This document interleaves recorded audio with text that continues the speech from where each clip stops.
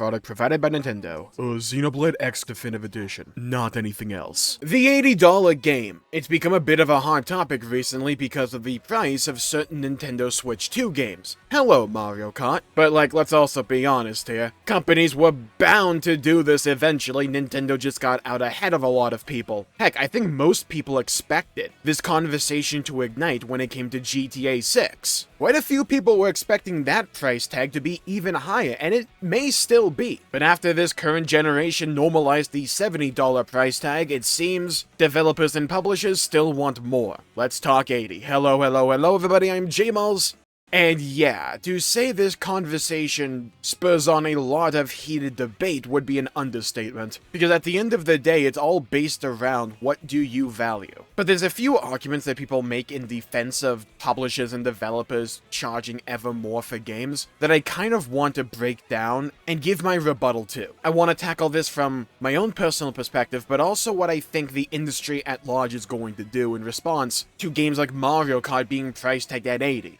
Because I think Nintendo, in terms of being a business, is going about this rather cleverly. The big game everyone is pointing to when it concerns the $80 price tag is Mario Kart World. But the way Nintendo tries to soften that blow is by giving a package deal with the Switch 2, where Mario Kart is only priced around $50 in terms of that bundle. It's absolutely a way to incentivize people getting the more pricey budget. It is absolutely a move by Nintendo to convince people to spend a bit more on that version of the Switch 2 that comes pre-bundled with Mario Kart, because they know Mario Kart as an IP has a lot of motion. That IP has sway.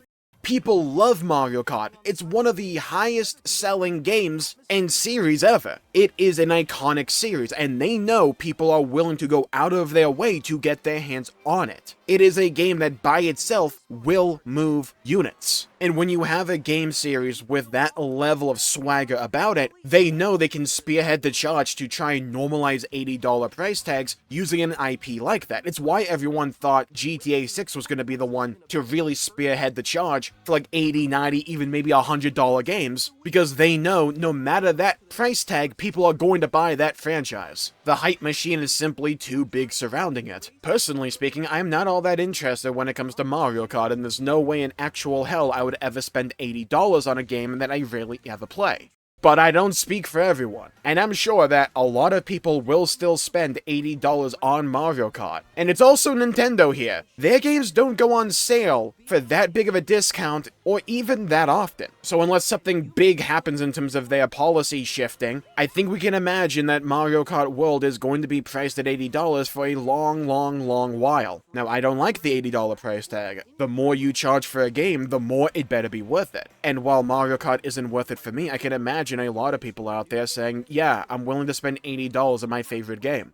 For a lot of the industry, I always push back on the idea and the notion of charging more for the base version of a game, and when people push back on that idea and try and defend business practices like this with things like, oh, you have to account for inflation, game prices haven't gone up, but the budgets behind games have gone up as well, these companies need to make their money back. One, does anyone actually fundamentally believe Nintendo is really, scraping the couches for coins? I mean, come on. But also, let's tackle that inflation argument. And I think the reason this argument sticks around for so long and works so well for a lot of people is because, on some level, it is true. Inflation is a thing that happens, and game prices have been 60 for a good bit here, and now 70. But for a lot of big developers and publishers out there, they have found other ways to monetize games. Whether that be microtransactions, season passes, battle passes, loot boxes, multiple editions for games, day one DLC, DLC in general, cosmetic DLC, or if it's a console, paid online, the exorbitant cost of peripherals, and that's just the stuff off the top of my head. It's not like publishers and developers haven't found other ways to monetize the medium. They absolutely have. And I echo the sentiments that the YouTube channel Jim Sterling said back in the day, that $60, heck now even possibly $70, for a lot of games out there isn't the price of the game, it's the entry fee. And for a lot of games out there, you don't even get the full game when you spend $60 or $70 because day one DLC is a thing. Now, funnily enough though, and again, when Nintendo occupies this interesting little section of the market, a lot of what I just said doesn't really apply to them.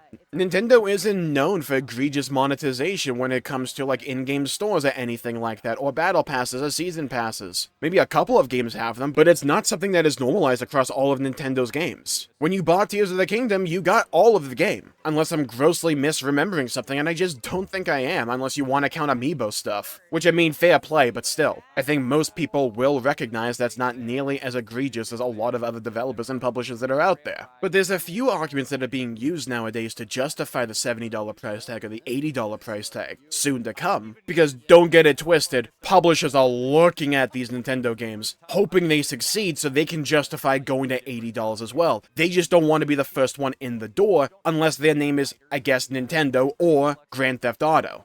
But one of the arguments being thrown around right now for the Switch 2 games having these significantly variable price points is that they're being priced according to the amount of content there, especially when it concerns like upgrades. If the upgrades for the Switch 2 version are rather minimalistic, then the Switch 2 version might just be a free upgrade. If they add a little bit of stuff, it might be $10, and if there are significant revisions and possibly even additional content, then they make it $20. And like that logic does kind of work.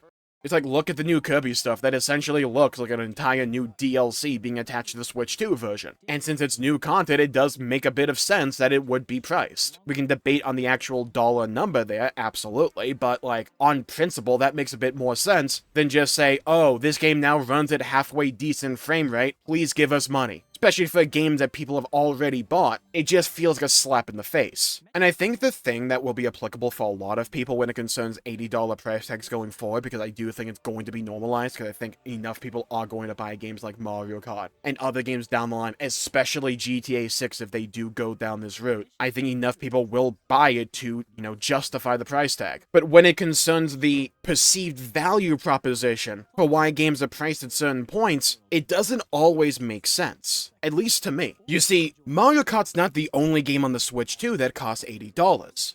If you don't already have these kinds of games, then if you buy games like Kirby or Tears of the Kingdom alongside their Switch 2 upgrade pack, then from what I've seen, they come out to be $80 as well. And it seems to be the defense for this makes sense on a surface level. The justification for the price seemingly is, it's the game, but with various enhancements alongside more content, depending on the game. But there's a great counterexample, in my opinion, that Nintendo put out just recently. Xenoblade Chronicles X Definitive Edition. That game is priced at $60, but tell me if it sounds similar. It's the game, but with various and numerous graphical enhancements alongside additional content. So the only two real big differentiating elements here, to me at least, is either brand recognition, 60 FPS, or the fact that it's Switch 2. None of which to me constitutes a sound argument for why these games are being priced at $80.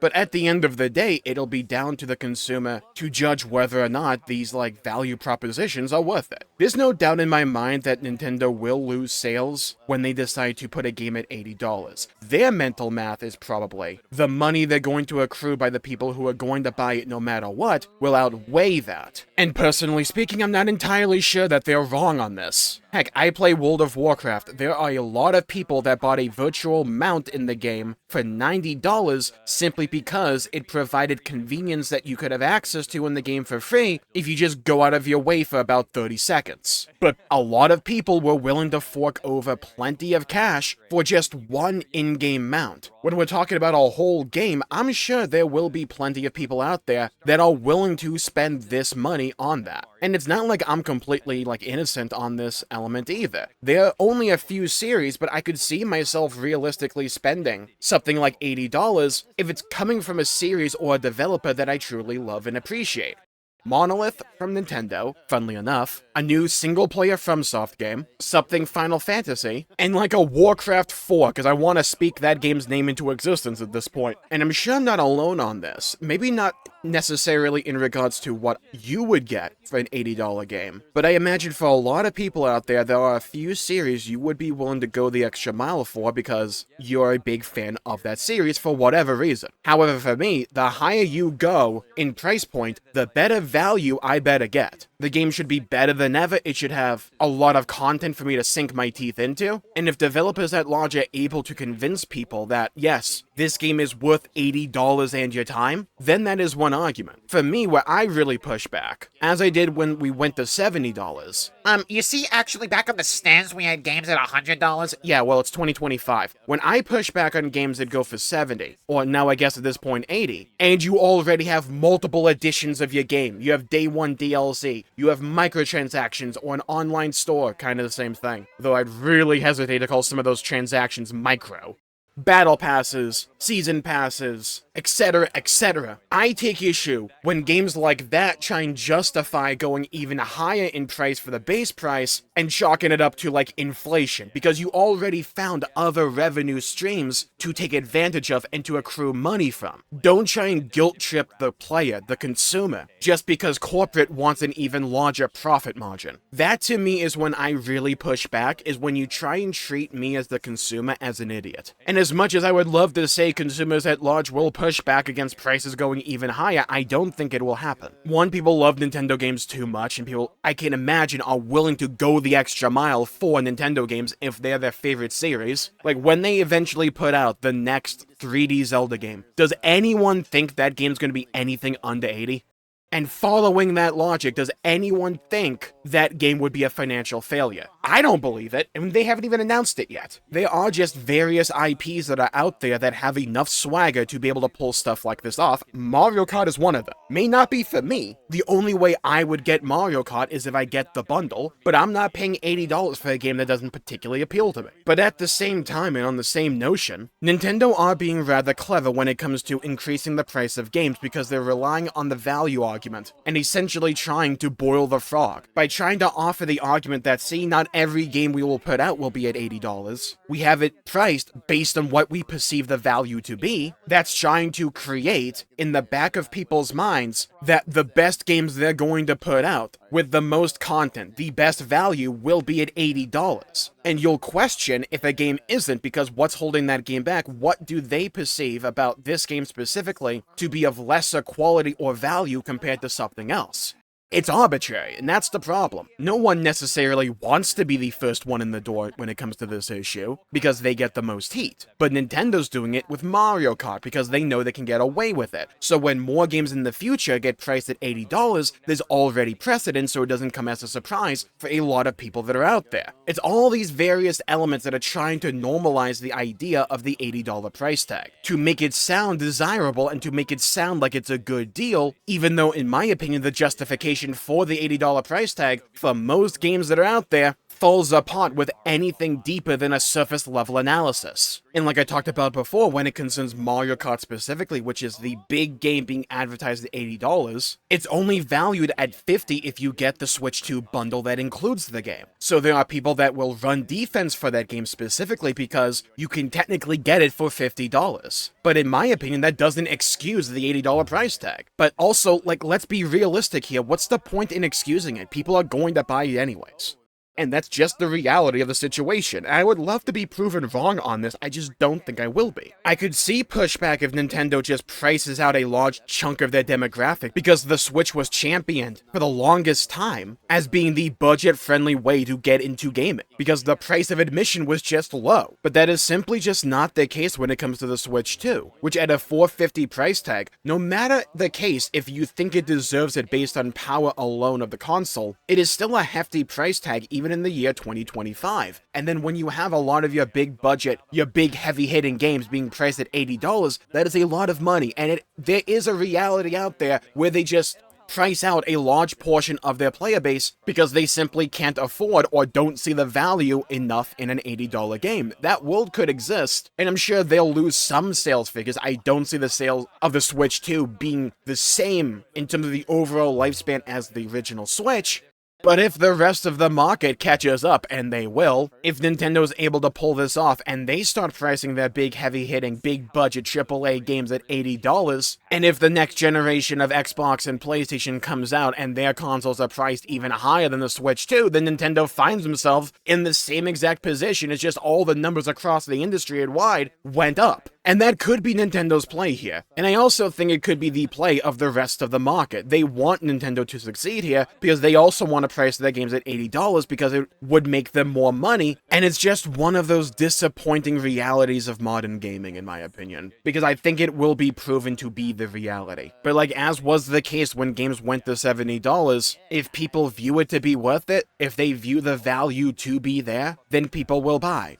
And I can see a lot of games out there that try to go for $80, but people just don't view it to be worth it, and they view it to be overpriced, and they don't buy it. And I can see a lot of games falling flatter than they should have because of that. How many games out there do you think could have been way more popular and more mainstream if they were merely priced appropriately? Can some games come out that people perceive, even on an individual level, to be worth $80? Yes, absolutely. It's just they need to stand out. They need to bring their absolute A game. I think it can happen, but we'll see how this all unfolds, because I do not believe for a nanosecond that it'll only be Nintendo that tries to price games at $80. I think the other competition are just waiting for the other console generations to come around, and then they'll pull the trigger.